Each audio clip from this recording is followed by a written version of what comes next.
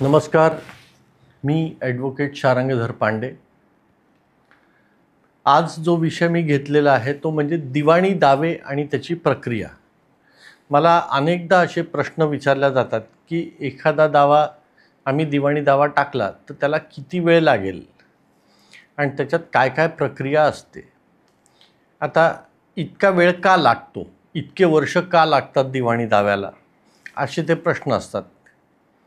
तर त्याच्याबद्दल मी आज हा व्हिडिओ करतोय की दिवाणी दावा दाखल केल्याची जी प्रक्रिया असते की दावा दाखल केल्यापासून ते न्याय निर्णय येईपर्यंत किती टप्पे असतात आणि काय काय टप्प्यातनं काय काय करावं लागतं, त्याच्याबद्दलचा हा व्हिडिओ आहे. तर सगळ्यात पहिले म्हणजे आपण असे हे घेऊ की आपलं साधारणतः एखादी दिवाणी दावा आहे, तो मनाई हुकमाचा असावा, निरंतर मनाई हुकूम, तात्पुरता मनाई हुकूम, एखादा दस्त जो आहे तो रद्द करून मागणं, किंवा एखादा स्पेसिफिक परफॉर्मन्स म्हणजे करारपूर्तीचा दावा, किंवा सहहिस्सेदारांकडनं वाटणी करून मागण्याचा दावा, बहिणींकडनं भावाकडनं वाटणीचा दावा, किंवा अविभाज्य जमिनीतून वाटणी वेगळी करून मिळावी असा दावा, पैशाची वसुली करण्याचा दावा, किंवा इतर असे अनेक जे दिवाणी दावे असतात. आपण फक्त दिवाणी दाव्याबद्दल बोलणार आहोत. सगळ्यात पहिले म्हणजे दिवाणी दावा दाखल करायला तुमच्याकडे योग्य ते कागदपत्र असावेत की जे हे सिद्ध करतील की बाबा तुमच्यावर अन्याय होतो आहे आणि हा दावा जर केला नाही आणि या दाव्यातनं जर आपल्याला वटहुकूम मिळाला नाही तर आपलं आतोनात न भरून निघणारं नुकसान होणार आहे. तर तुम्ही सगळ्यात पहिले तुमचे कागदपत्र घेऊन दिवाणी न्यायालयात काम करणाऱ्या वकील साहेबांना भेटता, त्यांच्याकडे तुमची सगळी कैफियत मांडता, तुमची केस काय आहे, तुम्हाला हवं काय आहे याबद्दल तुम्ही सांगता. त्याप्रमाणे दिवाणी न्याय संहिता आणि भारतीय साक्ष पुरावा कायदा, एव्हिडन्स ॲक्ट आणि civil procedure code, specific performance act, specific relief act, या 3 कायद्यांखाली तुमचे दावे याच्या अंतर्गत विविध कलमांच्या मध्ये योग्य ती कलम निवडून तुमचा दावा तयार होतो. तुमचा दावा तयार झाला की तुमचं हे सगळं ड्राफ्टिंग करून, प्रिंटेड करून, त्याच्यावर लिस्ट ऑफ डॉक्युमेंट तयार करून, त्याच्याबरोबर सगळे डॉक्युमेंट लिस्ट करून हा पूर्ण एक बंच तयार होतो. नवीन नियमाप्रमाणे हा सगळा बंच स्कॅन करून हा कोर्टाची जी वेबसाईट आहे त्याच्यावर तो अपलोड करावा लागतो. मग दाव्यात जे कोर्ट फीस ॲक्ट आहे त्याप्रमाणे जी योग्य ती तुमची कोर्टाची फी असेल ती भरावी लागते ऑनलाईन. त्याच्यासाठी तुम्ही फोनपे, गुगल पे वापरू शकता. ही एकदा दावा दाखल झाला, अपलोड झाला की हा दावा पुढे जातो स्क्रुटिनीला. म्हणजे तपास करण्यासाठी कायद्याची एक यंत्रणा आहे प्रत्येक न्यायालयाची, त्यांच्याकडे तो दावा जातो. तिथे ते त्याची कसून चौकशी करतात, माहिती घेतात की हे दावा बरोबर केला आहे का, कोर्ट फी बरोबर भरली आहे का,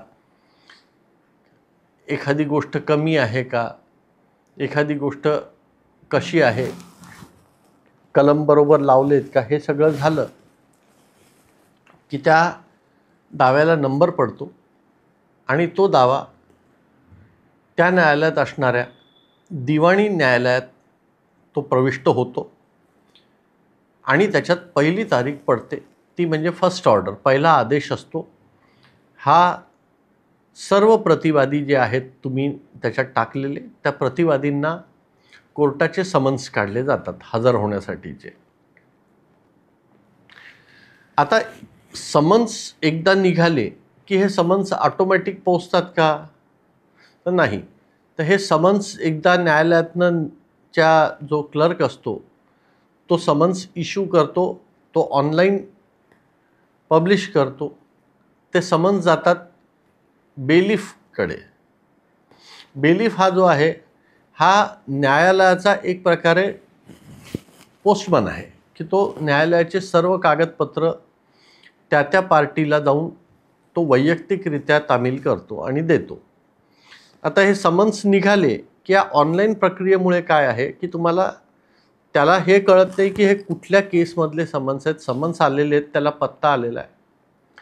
तर क्लायंटची म्हणजे अशिलाची अशी गरज असते की त्याने वकिलाला बरोबर घेऊन जाऊन त्या बेलिफकडे जावं, त्या समन्सबद्दल त्या समन्स बेलिफ रूममध्ये जो क्लर्क असतो त्याच्याकडनं ती प्रिंटआउट काढावी आणि ती जो कुठला तो पत्त्यावरचा बेलिफ असेल, आता 4 वेगवेगळ्या शहरातले वेगवेगळ्या भागातले पत्ते असतील तर 4 वेगवेगळे बेलिफ असतील. योग्य तो समन्स योग्य त्या बेलिफला द्यावा आणि त्या बेलिफची कडनं अशी अपेक्षा असते की त्याने जाऊन ते समन्स त्या पत्त्यावर जाऊन तामील करावे आणि त्यांना सूचना द्यावी की असा असा खटला तुमच्या विरुद्ध न्यायालयात दाखल करण्यात आला आहे, तर तुम्ही पुढची तारीख अशी अशी न्यायालयाने दिली आहे, त्याआधी तुम्ही तुमचा वकील लावून कोर्टात हजर व्हा. आता बरेचदा असं होतं की बेलिफ लोक जातात, तिथे पत्ता सापडत नाही किंवा तिथे दिशाभूल केली जाते, घेतले जात नाहीत समन्स, टाळाटाळ केली जाते. अशा परिस्थितीमध्ये तुम्हाला बेलिफला संपर्क करायचा, त्यांना सांगायचं, त्यांना योग्य तिथे बोलून त्यांना मदत करायची की तो समन्स योग्य त्या व्यक्तीला तामील होईल. आणि तो तामील झाला की बेलिफ त्याचा ऑनलाईन रिपोर्ट तयार करतो की मी समन्स घेऊन अशा अशा प्रतिवादीच्या पत्त्यावर गेलो असता तिथे प्रतिवादी मला भेटले किंवा प्रतिवादीचे नातेवाईक, बायको कोणीतरी भेटले, त्यांना मी न्यायालयीन प्रक्रियेची समज दिली, समन्स तामील केले आणि माझी प्रक्रिया पूर्ण झाली म्हणून हा रिपोर्ट मी सादर करतोय. ते झालं की मग पुढच्या तारखेला प्रतिवादी कोर्टात हजर होतो. आता वेळ कुठे लागतो? तर जर समोरच्या व्यक्तीने जर काही केल्या पत्त्यावर ते समन्स ॲक्सेप्ट केले नाही, त्या पत्त्यावर तो सापडला नाही किंवा तो दुसऱ्या जागी पत्ता बदललेला आहे किंवा तो दुसऱ्या गावी आहे, अशी परिस्थिती असेल तर बेलिफ तसा रिपोर्ट देतो की अशा अशा कारणामुळे समन्स बजावता आले नाही म्हणून हे समन्स परत करतोय. अशी ही प्रक्रिया ही 2दा ते 3दा करावी लागते. त्यानंतरही जर प्रतिवादी समन्स घेत नसेल तर त्याच्या पुढची पायरी आहे, कोर्टात तुम्हाला एक अर्ज करावा लागतो वकिलामार्फत की त्याच्यात तुम्ही RPAD मार्फत रजिस्टर्ड पोस्टाने हे समन्स पाठवू शकता. मग तसा कोर्टाने आदेश दिला तर त्या कोर्टाच्या क्लर्ककडनं ते घ्यावे, प्रिंटआउट घ्यावी, ते लिफाफ्यात टाकावे, पत्ता टाकावा त्याच्यात प्रतिवादीचा, त्याच्यात परत पोच पत्ता जो आहे परत पोच ती न्यायालयाच्या ज्या कुठल्या कोर्टाचं तुमचं नाव आहे त्या कोर्टाच्या नावाचं तिथे टाकून परत पत्ता टाकावा आणि ते पोस्टामार्फत पाठवावे. तेही समन्स जर प्रतिवादीने घेतले नाही किंवा तो टाळाटाळ करत असेल तर तिसरी पद्धत आहे की परत न्यायालयात अर्ज करा आणि प्रतिवादीच्या घरावर, दारावर ते समन्स चिटकवण्याची परवानगी घ्या. ती मिळाली तर बेलिफ परत जाईल आणि प्रतिवादीच्या दारावर घरावर ते समन्स चिटकवेल, त्याचा फोटो काढेल आणि त्याच्या फोटोसकट तो रिपोर्ट कोर्टात पाठवेल. आता ह्या प्रक्रियेतही बरेचसे लोक हजर होतात, पण अनेक काही प्रतिवादी आहेत ते होत नाहीत. आता अशा परिस्थितीमध्ये तुम्हाला परत न्यायालयात अर्ज करावा लागतो किंवा आता आम्हाला हा घेतच नाही, आम्ही सर्व प्रकार करून बघितले तरी हे प्रतिवादी हजर होत नाही. म्हणून शेवटचा चान्स असतो कोर्टामार्फत जो आदेश असतो तो म्हणजे वर्तमानपत्रामध्ये जाहीर प्रकटन देणे. मग कोर्ट परत तसा आदेश करतो. मग जाहीर प्रकटनाचा मसुदा तयार करावा लागतो वकिलामार्फत. तो न्यायालयाकडनं घ्यायचा, त्याच्यावर सही शिक्का घ्यायचा आणि तो वर्तमानपत्रामध्ये जाहीर प्रकटन या माथाळ्याखाली छापून आणायचं. आता हे एकदा झालं की तो पेपरची कटिंग आणि त्याचे फोटो आणि तसा अर्ज परत कोर्टात दाखल करायचा आणि कोर्टाला दाखवायचं की आम्ही ही प्रक्रिया पूर्ण केली. त्यानंतर जर प्रतिवादी हजर झाला तर चांगली गोष्ट आहे, नाही झाला तर ती केस एकतर्फा त्याच्या विरोधात चालू शकते. पण या कुठल्याही समन्स पाठवण्याच्या प्रक्रियेत जर प्रतिवादीने समन्स मान्य केले, घेतले आणि तो पुढच्या तारखेला जर कोर्टात हजर झाला तर तो वकिलामार्फत हजर होतो आणि त्याला तुमच्या दाव्याला लेखी उत्तर द्यायचं असतं. ते लेखी उत्तर द्यायला प्रतिवादीच्या वकिलाला आणि प्रतिवादीला साधारणतः 2 महिने आणि वाढीव वेळ 3 महिने मिळते. या 60 दिवस किंवा 90 दिवसाच्या वाढीव वेळेमध्ये त्याला ते लेखी उत्तर आणि त्याचे कागदपत्र पुरावे हे न्यायालयात दाखल करता येतात. ते त्याने वाढीव वेळेमध्ये आणि याच्यात दाखल केले तर त्याच्याबद्दल त्याला विलंब माफीचा एक अर्ज द्यावा लागतो. आधी त्या विलंब माफीच्या अर्जावर बहस होते वाढीव वेळ असल्यामुळे.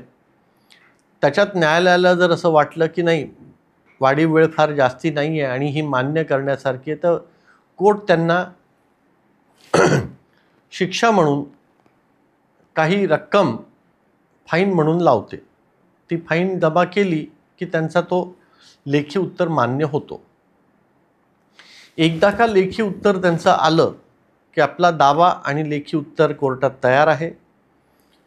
मग पुढची स्टेप असते की याच्यात जर तात्पुरता मनाई हुकूम म्हणजे निशाणी क्रमांक 5 जर असेल तर आधी वादीच्या वकिलाला निशाणी क्रमांक 5 वर बहस करावी लागते.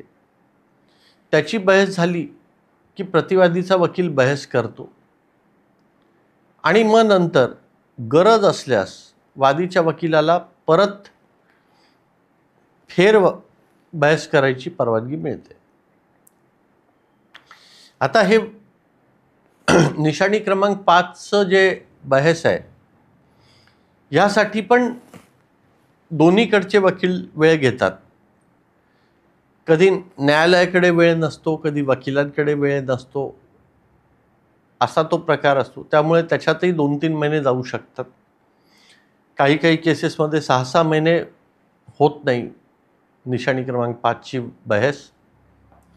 मग एकदा का दोन्ही बाजूच्या वकिलांची निशाणी 5ची बहस झाली की त्यानंतर पुढचा टप्पा असतो तो म्हणजे मुद्दे वाद प्रश्न, इश्यूज. हा जी प्रक्रिया असते ही जज साहेबांनी करायची असते. जज साहेब दोन्ही बाजूची लेखी उत्तर आणि वादीचा दावा बघतात. त्याच्यातनं 4, 5, 6, 10 असे हा दावा कुठल्या मुद्द्यावर लढला जाईल त्याबद्दलचे मुद्दे तयार करतात आणि त्या मुद्द्यावर जज साहेबांचं हे असतं किंवा वादीचा दावा बरोबर आहे का, वादीला प्रार्थना केल्याप्रमाणे मनाई हुकूम द्यावा का? वादी आपला दावा सिद्ध करण्यासाठी वादीकडे कागदपत्र आहेत का? प्रतिवादीने जे लेखी उत्तर दिलेलं आहे त्याप्रमाणे त्यांचा अधिकार आहे का? असे मुद्देवाद प्रश्न असतात. एकदा की इश्यूज तयार झाले जज साहेबांकडनं की पुढे वादी आणि प्रतिवादी दोघांनाही त्यांच्या त्यांच्या साक्ष-पुराव्यामध्ये येणारे लोक जे आहेत, विटनेस, साक्षीदारांची यादी द्यावी लागते. एकदा साक्षीदारांची यादी दिली की मग हा दावा लागतो साक्ष-पुराव्याला आणि पहिला साक्ष-पुरावा वादीला द्यायचा असतो. मग वादीचं साक्ष-पुराव्याचं शपथपत्र तयार होतं, ते दाखल होतं, त्याची एक प्रत प्रतिवादीच्या वकिलाला द्यावी लागते. त्याप्रमाणे आणि मग वादीच्या वकिलाला त्या वादीच्या साक्ष-पुराव्याच्या शपथपत्रात जे काही कागदपत्र लिहिले गेलेले आहेत, ज्याचा उपयोग करणार आहेत, ते सगळे कागदपत्र वादीकडनं कोर्टाच्या कठड्यात उभं करून त्याच्याकडनं ते सिद्ध करून घ्यावे लागतात आणि त्याच्यावर निशाणी घ्यावी लागते. ते झालं की पुढची स्टेप आहे, प्रतिवादीचा वकील उलट तपास करतो आणि तो उलटसुलट प्रश्न विचारून वादीची केस कशी खोटी आहे आणि त्याच्या क्लायंटची केस कशी खरी आहे हे सिद्ध करायचा प्रयत्न करतो. हे झालं की मग दुसरा विटनेस, तिसरा विटनेस, जे काही विटनेस असतील प्रत्येकाचा शपथपत्र, प्रत्येकाचं उलट तपास. ते झाला की वादी आपला साक्ष-पुरावा बंद करतो आणि प्रतिवादीची वेळ येते. मग प्रतिवादी त्याच्या साक्ष-पुराव्याचं शपथपत्र दाखल करतो, त्याचे कागदपत्र दाखल करतो, ते सिद्ध करून घेतो, निशाणी घेतो. मग वादीचा वकील प्रतिवादी आणि त्याचे साक्षीदार यांची उलट तपासणी करतात.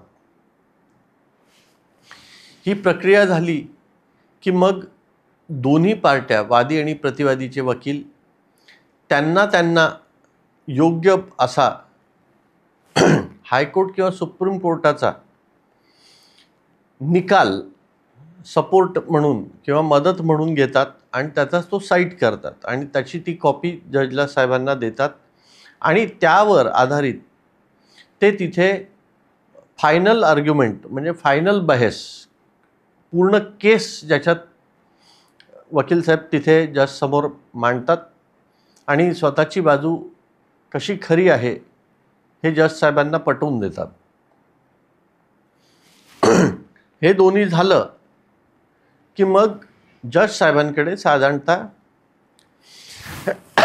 महिना ते 2 महिन्याची वेळ असते. त्याच्यात त्यांना निकाल द्यायचा असतो. मग जज साहेब निकाल देतात. निकाल दिल्यावर कुणीतरी एक बाजू जिंकते, कुणीतरी एक बाजू हारते. जो कुणी हारतो, ज्याच्या कुणाच्या विरोधात निकाल लागतो, त्याला दिवाणी दाव्यामध्ये पुढच्या 90 दिवसामध्ये वरच्या कोर्टात अपील करायची मुभा असते. मग तो साधारणतः इथे ही केस संपली, न्याय निकाल लागला की ही केस संपली. मग प्रतिवादी जर किंवा वादी दोघांपैकी जे कुणी विरोधात निकाल गेलाय तो अपिलात गेला, इथे नवीन केस सुरू होते. अपिलात गेल्यावर परत एकदा समन्स निघतात, ते तामील करावे लागतात. दोन्ही पार्ट्या हजर झाल्या की मग पेपर बुक नावाचा एक प्रकार असतो, त्याच्यासाठी कोर्ट ऑर्डर करतं आणि कोर्टाचं एक डिपार्टमेंट आहे पेपर बुक, ते ह्या खालच्या केसमध्ये जे काही घडलं आहे ह्याचा सगळ्यांचा एक मसुदा तयार करून एक मोठं असं पुस्तक, एक आढाव्याचं पुस्तक ते दाखल करतात कोर्टामध्ये. ते दाखल झालं की मग तिथे परत वकिलांची फायनल बहस होते आणि त्याचाही निकाल लागतो. आता ह्या सगळ्या गोष्टीमध्ये साधारणतः 2 ते 3 वर्ष लागतात. आणि यामध्ये जर कदाचित वादी किंवा प्रतिवादीपैकी कुणाचा तरी साक्षीदाराचा कुणाचा मृत्यू झाला वादी किंवा प्रतिवादीपैकी, तर त्याचे जेवढे वारस आहेत त्यांना कोर्टाच्या रेकॉर्डवर आणलं जातं, परत त्यांना समन्स निघतात, परत ते सगळे वारस वकिलामार्फत हजर होतात. या प्रक्रियेला परत खूप वेळ लागतो. आता जेवढे प्रतिवादी किंवा जेवढे वारस जास्ती तेवढा वेळ अजून वाढत जातो. आता वरच्या कोर्टात जिल्हा न्यायालयात जरी याचा निकाल लागला कुणाच्या तरी एका बाजूने, तर याच्यात दोन्ही पार्ट्यांना, जो कोणी हारलाय त्याला परत एकदा अपील करायची मुभा असते, ती असते हायकोर्टात. आता लोकांचं असं म्हणणं असतं की आम्हाला दावा दाखल केल्यावर तुम्ही वर्षभरात 6 महिन्यात आम्हाला निकाल लावून द्या. तर ते शक्य नसतं, कारण की दिवाणी प्रक्रिया ही मुळातच क्लिष्ट आहे आणि थोडीशी लांबलचक आहे. त्यामुळे घाई करून काहीच होत नाही. त्यामुळे तुम्हाला जर दिवाणी प्रक्रियेत जर यायचं असेल, दिवाणी खटले दाखल करायचे असतील, तर तुम्हाला पेशन्स ठेवावं लागेल, तुम्हाला संयम ठेवावा लागेल आणि जो वेळ लागणार आहे त्याबद्दल तुम्हाला तक्रारही करता येत नाही, कारण की जी काही प्रक्रिया आहे न्यायालयाची त्याच्या बाहेर जाऊन घाई करून एखादी स्टेप गाळून पुढची स्टेप करतोय अशा प्रकारचा कुठलाही प्रयत्न सफल होत नाही. कारण की न्यायालय अशा प्रकारे कुठलीच गोष्ट स्किप करून गाळून पुढची स्टेप करत नाही. आणि न्यायाधीश यांच्याकडे तुमची एकच खटला चालू आहे असं नाही. प्रत्येक न्यायालयामध्ये दिवसभरात त्या न्यायाधीशांना साधारणतः 50 ते 100 खटले चालवायचे असतात आणि प्रत्येक खटला काय स्टेजवर आहे त्याप्रमाणे त्याला महत्त्व दिलं जातं. जे साक्ष पुराव्याचे जे दावे आहेत त्यांना पहिले प्राधान्य दिलं जाईल, ज्याच्यात फायनल आर्ग्युमेंट आहे त्याला प्राधान्य दिलं जाईल. त्यानंतर न्यायाधीशांना त्यांचा न्यायनिवाडा करायला, जजमेंट लिहायला सुद्धा, तयार करायला सुद्धा वेळ लागतो.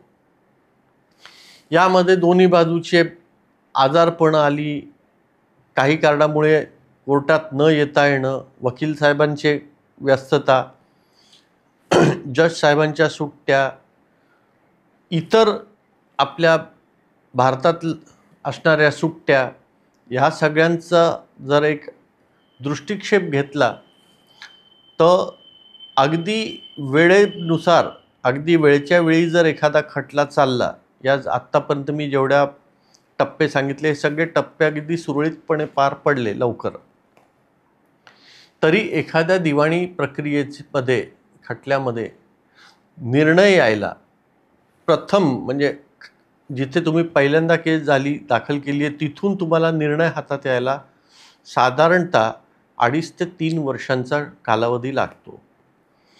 त्यामुळे कोर्टात केस दाखल केली आणि जादूची कांडी फिरून तुम्हाला निकाल तुमच्या बाजूने मिळाला असं शक्य नाही. त्यामुळे किती वेळ लागेल तुम्ही मला खात्रीने सांगू शकता का? किती वेळात तुम्ही निकाल लावून द्याल? मग निकाल आपल्याच बाजूने लागेल का? अशा प्रश्नाची उत्तरं कुठल्याच वकिलांना देता येत नाही, कारण की निकाल काय लागेल याबद्दल जज साहेबांच्या त्यावेळेस काय आहे, ते काय देतील याच्याबद्दल आम्ही भाष्य करू शकत नाही.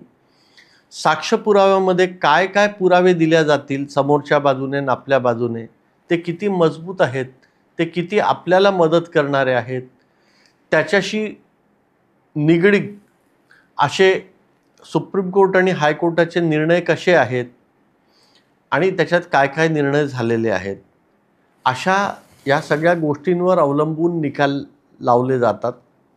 आपण जी बाजू मांडली आहे तीच ऐकून घेतील जज आणि तीच मान्य करून जजमेंट देतील, अशा प्रकारचा कुठलाही प्रकार होत नाही. मी हा व्हिडिओ बनवायचं कारणच आहे की मला असंख्य लोक फोन करून विचारतात की आमची दिवाणी प्रक्रिया आहे ना, आम्हाला ती तुम्ही लवकर करून द्या. तर मित्रांनो, वकिलांच्या हातात केस दाखल करून योग्य ते वेळी लवकरात लवकर तुमची केस चालवणं हे नक्कीच आहे, पण याच्यात इतर अनेक गोष्टी संलग्नित आहेत आणि त्या अनेक टप्पे त्या प्रकारे योग्य वेळी जर पूर्ण पाडले गेले, त्याच्यात समोरच्या प्रतिवादींची बाजूसुद्धा योग्य ते वेळी झाली तर हे खटले नक्कीच 2.5-3 वर्षात लागतात. पण असं तडकाफडकी निर्णय होत नाहीत. बरं, याच्यात काय होतं, निशाणी 5 जी असते तात्पुरत्या मनाई हुकूम, हा जर समजा जज साहेबांनी तुमचा धुडकावला किंवा दिला, तुमच्या बाजूने प्रतिवादीला प्रतिबंधित केलं, तर ह्या निशाणी 5च्या विरोधात सुद्धा प्रतिवादी वरच्या कोर्टात अपील करू शकतो आणि मग ते अपील फायनल होईपर्यंत जे 6-8 महिने लागतात, तोपर्यंत हा खालचा दावा स्थगित होऊन जातो बऱ्याचदा. त्यामुळे पुढे चालत नाही. अशा अनेक अडचणी आणि अनेक पायऱ्या, टप्पे पूर्ण करता करता असे दिवाणीचा दाव्यांचे निकाल लागतात आणि असे ते चालतात. म्हणून हा जो सविस्तर व्हिडिओ मी तयार केलेला आहे, दिवाणी प्रक्रिया किंवा दिवाणी खटला कसा चालतो आणि त्याच्यात काय काय टप्पे आहेत आणि ते कसे पूर्ण होतात आणि निर्णय कधी लागू शकतो, वेळ किती लागू शकतो, याबद्दल मी याच्यात चर्चा केली आहे. मी अपेक्षा करतो की तुम्हाला आता कळलं असेल की अतिशय क्लिष्ट आणि अवघड प्रक्रिया असते कोर्टात केस चालवणं आणि म्हणूनच कोर्टाची पायरी चढताना 10दा विचार करा. जर आपसात सामंजस्याने जर मिटत असतील विषय, तर ते आधी मिटवायचा प्रयत्न करा आणि मगच मिटत नसतील तरच न्यायालयाची पायरी चढा. मित्रहो, अपेक्षा करतो की तुम्हाला हा विषय आवडला असेल आणि तुम्हाला संपूर्ण माहिती मिळाली. परत आपण नवीन एखाद्या विषयावर चर्चा करायला आणि माहितीसाठी याच ठिकाणी याच चॅनलवर भेटू. तुम्ही सबस्क्राईब करा, बेलचं बटन दाबा, म्हणजे तुम्हाला येणाऱ्या सगळे नवीन व्हिडिओंचे नोटिफिकेशन येतील आणि तुम्ही ते बघू शकाल. पुढचा व्हिडिओ येईपर्यंत सुखी राहा, समाधानी राहा आणि वादात पडू नका. आपसात मिटवायचा प्रयत्न करा. नमस्कार.